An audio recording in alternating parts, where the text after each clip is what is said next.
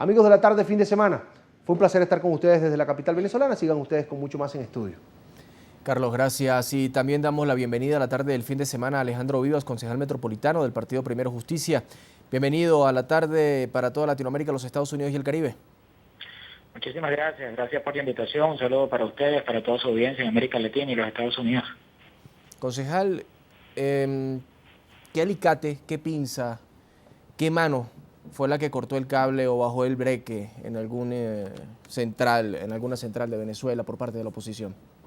Bueno, yo creo que fue la mano de la ineficiencia, del alicate de la ineptitud, de la pinza de la no planificación y de querer solucionar los problemas que viven los venezolanos con una poca capacidad de planificación y un altísimo nivel de partidización.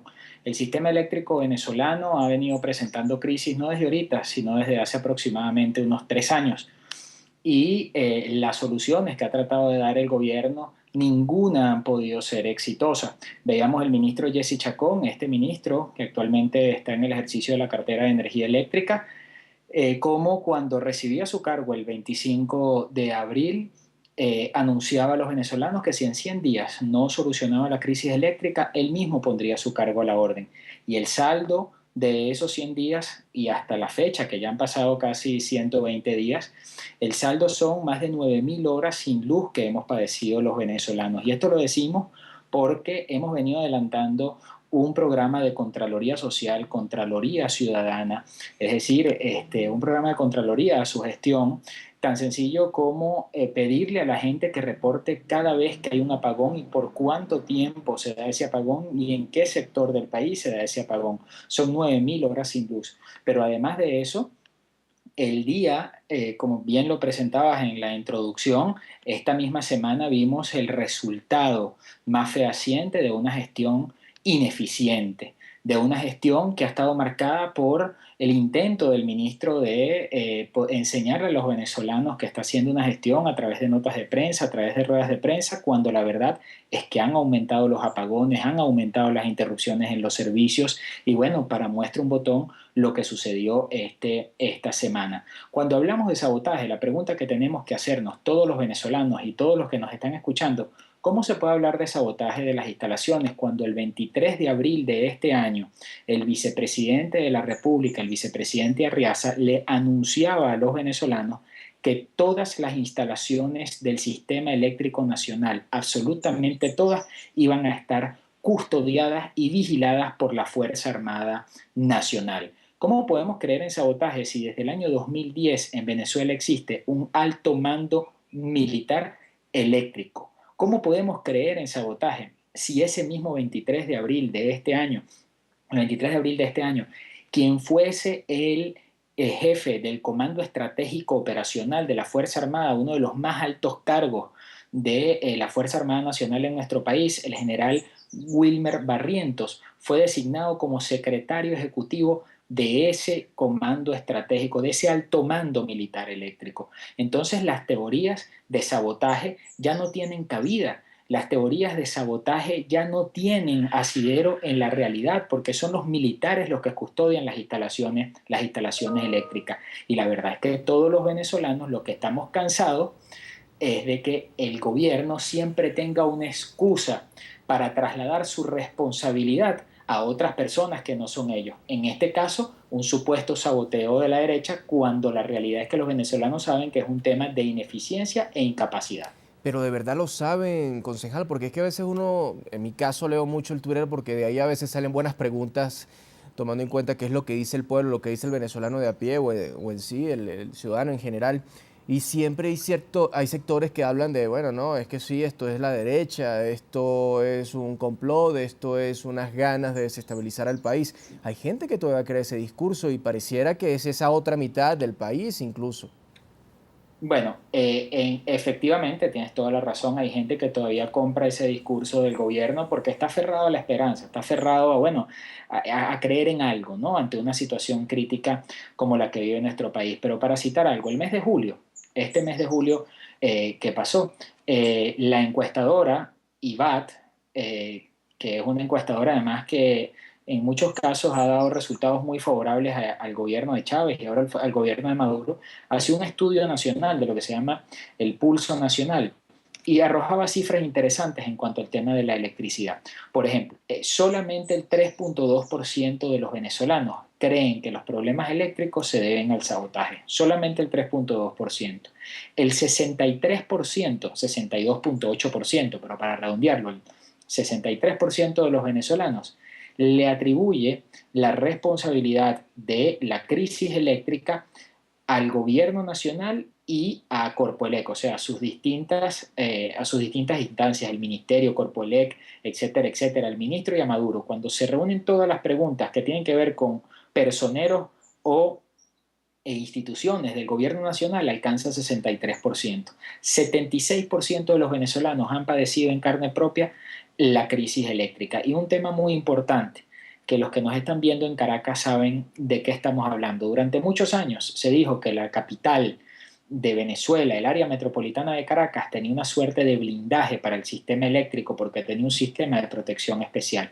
Desde hace 2 meses y medio para acá, 3 meses, los caraqueños estamos empezando a vivir apagones. Y no estoy hablando del último apagón, de este apagón famoso de esta semana, que fue más del 70% de la población, según el mismo Nicolás Maduro. Estoy hablando de apagones recurrentes.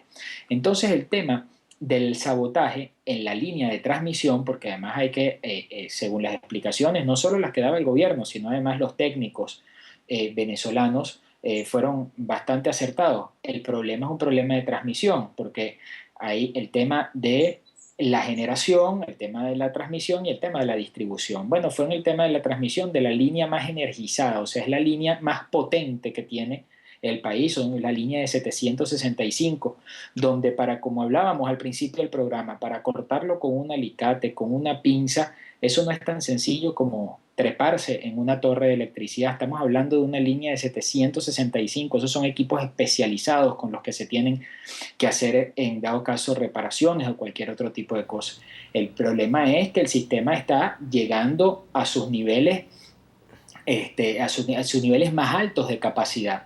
En esa línea que va entre un sector que se llama la Horqueta y la Arenosa del estado Guárico, estado llanero central de nuestro país, el cableado tiene más de 10 años de sobreuso, pero eso no se dice. La maleza, es decir, el monte, la vegetación que está alrededor de eso necesita ser podado, necesita ser mantenido para que no interfiera con las líneas eléctricas. De eso estamos hablando. Pero bueno, es más fácil para el gobierno volver a armar estas teorías conspiratorias que lo que busca es desprenderse de la responsabilidad. El ministro Jesse Chacón, cuando usted analiza sus declaraciones desde que llegó, nunca, desde que asumió su cargo como presidente de Corpoelec y ministro, nunca hizo referencia con suficiente énfasis, y quizás ni lo nombró el tema de la conspiración o del sabotaje. Siempre es un discurso que viene en coyuntura electoral. Sí. Días antes de que se dieran las elecciones del 14 de abril, este general Barrientos le mostró al país la detención de 17 venezolanos que presuntamente estaban saboteando el sistema eléctrico. La pregunta que nos hacemos los venezolanos es, ¿y dónde están esos 17 aprehendidos? ¿Dónde está el juicio? ¿Son o no son culpables? ¿O es que sencillamente fue un teatro preelectoral? Concejal, fíjese que hablando de Jesse Chacón dice lo siguiente, y abro comillas, hay suficientes indicios de que la manipulación fue inducida y deliberada.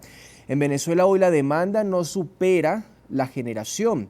Sostuvo Chacón saliendo al paso de la tesis que ha denunciado que la falla fue por una sobrecarga eléctrica. Pero además de esto, también dice lo siguiente, que acabamos de salir esa mañana a una reunión con el ministro de Energía Eléctrica de Cuba. Yo estaba en La Habana aterrizando cuando se produce el hecho y la reunión no se dio. Por una parte, sigue acusando en efecto que fue un sabotaje, pero por la otra también admite que no estaba en el país, que estaba en Cuba. ¿Qué se puede buscar en Cuba en materia de energía eléctrica? Bueno, es una cosa inconcebible. Venezuela siempre había tenido durante muchísimos años un sistema de generación, distribución y transmisión eléctrica envidiable. Y bueno, recordemos que en esa zona fronteriza durante muchísimo tiempo Venezuela era un proveedor confiable de energía eléctrica, de electricidad, por ejemplo, para Colombia, para ustedes, para nuestros vecinos. Teníamos acuerdos de energía eléctrica como proveedores nosotros. En la actualidad, nosotros ahora recibimos energía eléctrica de Colombia porque no podemos generarla nosotros. Bueno, entonces, si nosotros tenemos una capacidad, profesionales altamente capacitados, formados en Venezuela, formados en las mejores universidades del mundo, con años y años de experiencia, ¿qué tiene que ir a hacer el ministro Jesse Chacón a Cuba para que le hablen de energía eléctrica? ¿Qué pueden enseñarnos los cubanos a los venezolanos de energía eléctrica cuando nosotros hemos tenido tecnología de punta? Cuando nosotros en América Latina hemos tenido las obras de infraestructura para la generación eléctrica siempre a la cabeza, a la vanguardia. ¿Qué hacía el ministro allá? ¿Y qué nos pueden enseñar los cubanos? Y con el tema de la generación es lo que decíamos, el sistema eléctrico, y además es una cosa de sentido común, ni siquiera se tiene que ser ingeniero para esto. Se genera la electricidad, se transmite la electricidad y se distribuye la electricidad. Por supuesto que de repente en ese momento la generación que nosotros tenemos de energía eléctrica puede estar un poco por encima de la demanda, pero ¿qué ganamos con generar la energía si no podemos transmitirla y no podemos distribuirla? Eso es lo que pasa. El ministro Jesse Chacón se ha dedicado a invertir, o bueno, por lo menos dicen que han invertido en la generación, pero ¿qué pasa con la transmisión y qué pasa con la distribución?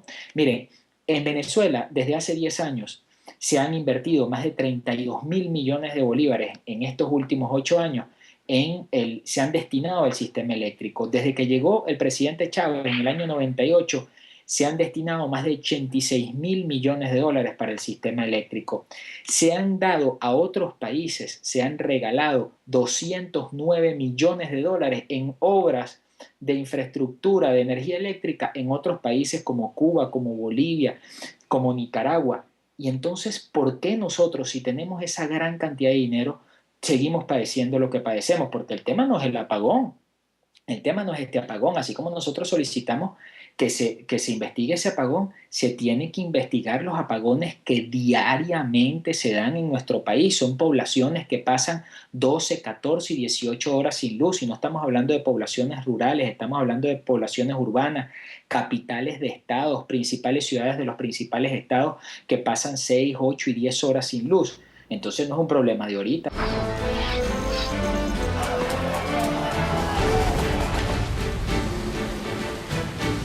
gobierno de Estados Unidos cede a la presión. La administración Obama ha entregado 3 documentos sobre su esquema de seguimiento a las comunicaciones revelado por las filtraciones y la responsabilidad metida en experimentaciones contratistas de la Claudia de las elecciones presidenciales de Venezuela, donde resultó electo como mandatario de este país Nicolás Maduro, ya que la organización no tuvo una presencia en este país.